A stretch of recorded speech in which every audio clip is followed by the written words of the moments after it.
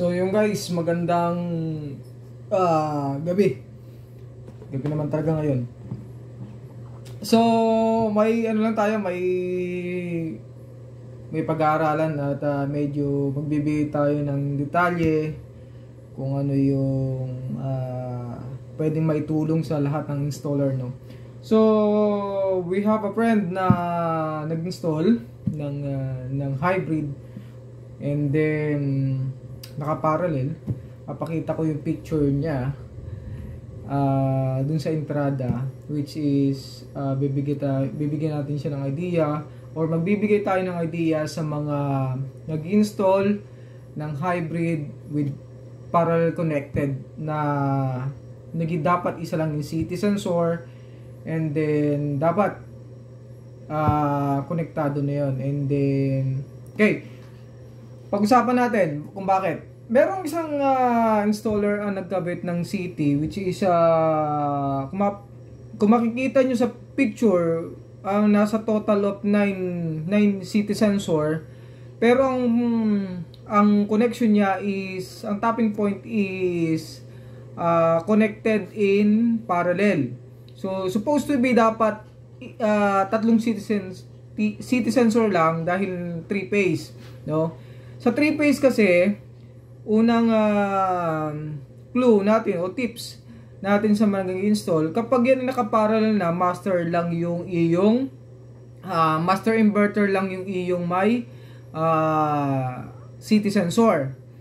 Nakakonect na lahat sa slave 1, slave 2, slave 3, slave 4. Ganun lang po yung strategy. And then ganito pa po ang sitwasyon po kasi natin kapag hindi may mga entrada or service entrance ng power line ng mga industrial or commercial or school, mga ganun, no? Mga 3-phase low voltage. Ito po yung sinasabi nating 120 to 240, 230. Okay, pag line to line. Pero pag line 1 lang is 120, 115 or 134 or 140. Ganun yung mga low voltage per phase. Ngayon, sa tapping point kasi ng CT sensor, medyo nalilito yung iba. Hindi natin kailangan gumamit ng pinakamaraming CT sensor. Kung tatlo lang yung line yun. Ng line 1, line 2, line 3. Yun lang ang lalagyan natin ng CT sensor. Yung line 1, line 2, line 3. Ang problema kasi, ang kaisipan ng iba, baka pwede namang yung isang CT sensor ng line 1 is clamp ko sa isang wire. Ang problema po kasi ng ibang entrada is napakarami. Halimbawa, yung isang entrada na line 1 is 4 yung kable. So, yung normal CT sensor niya na nakapackage sa mga wire ay hindi po magkakasya. So, ang ginagawa ng iba, kinaklamp lang sa ibang wire. Ang problema nun, kapag na-clamp mo sa isang wire yon, ibig sabihin, hindi mo nasusukat yung total current na pumapasok dun sa entrada. Yun ang problema. Yun ang main reason kung bakit dapat buo, kung mga 4 na wire yan, so buo mo dapat ikaklamp yung kanyang wire sa line 1 or line 2 or line 3.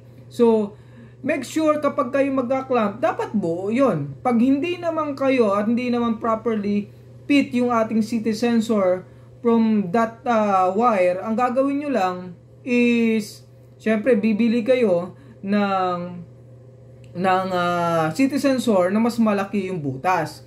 Ngayon, mas malaki yung radius or yung inner radius ng CT sensor. Meron tayong 1,500 or 1,000. Basta yung iyong pipiliin is same ratio. Kasi yung iba, alam na nila kung paano mag-compute ng ratio. So, lalabas doon kung same ratio nung ginamit mo. Halimbawa, sabihin natin ano bang ratio ng ating mga single phase. Yung mga single phase natin is kadalasan 2,000:1.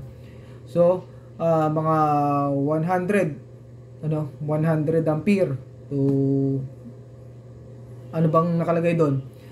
So, mga ganun, no? ganun yung nakalagay yung mga detalye sa city sensor. Kung ang gamit mo ay 2000:1, 2000:1 ang gagamitin mo para sa single phase. Pero kung 1000:1 yan, 1000:1 din ang ratio na gagamitin mo para sa 3 phase. Ngayon, kung makahanap ka ng city sensor na available sa market, alam ko marami naman sa market niyan eh. So, make sure na yung kada line may clamp mo ng sabay-sabay, hindi isa-isa lang, no? So, tingnan nyo mabuti yung picture na to. Anong medyo, kasi magkakaroon kayong komento na hindi marireading. Hindi tama nga kasi hindi marireading. Kasi isang kable lang. So, sa sobrang dami ng inverter, ang ginawa niya tig-iisa, no? Medyo mali. Pagka naka-parallel, hindi mo kailangan i-clamp lahat ng city sensor. Okay? So, make sure kapag kayo naka-parallel, isang city sensor lang gagamitin, naka-master lang, and then, ano pa ba? Ika-clamp yung buo. Kapag 4 na wire, so, ika-clamp mo ng buo yan. Okay? Para makuha mo. Okay, ano pa?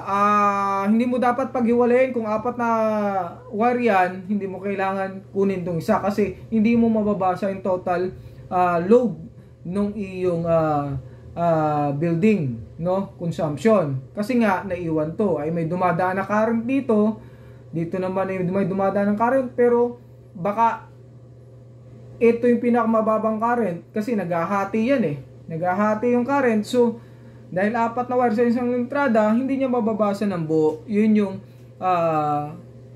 siguraduhin nyo sa bawat installation. Ito po ay 3-phase. So sa 3-phase po, kailangan buo yung current na ma-detect niya. Okay?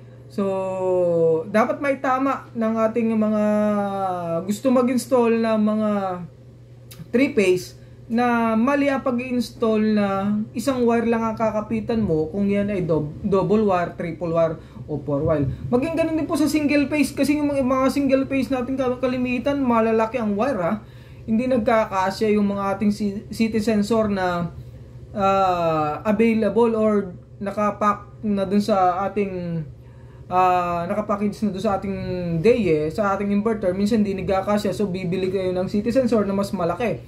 Or minsan double yung entrada, so hindi rin magkakasya, no? Ayun ang isang problema. Yung iba naman is naka-bus bar, so malaking city sensor din ang kailangan mo. So yung radius ng butas o hole ng city sensor, yun ang kailangan mo. Basta same ratio ng kinuha mo, or pwede dun sa inverter. Kung 2000:1, 2000:1. Kung 1000:1, 1000:1. Okay? So sana yung natulungan ko kayo dyan, at tandaan, same ratio, same wire na tapping point. Okay?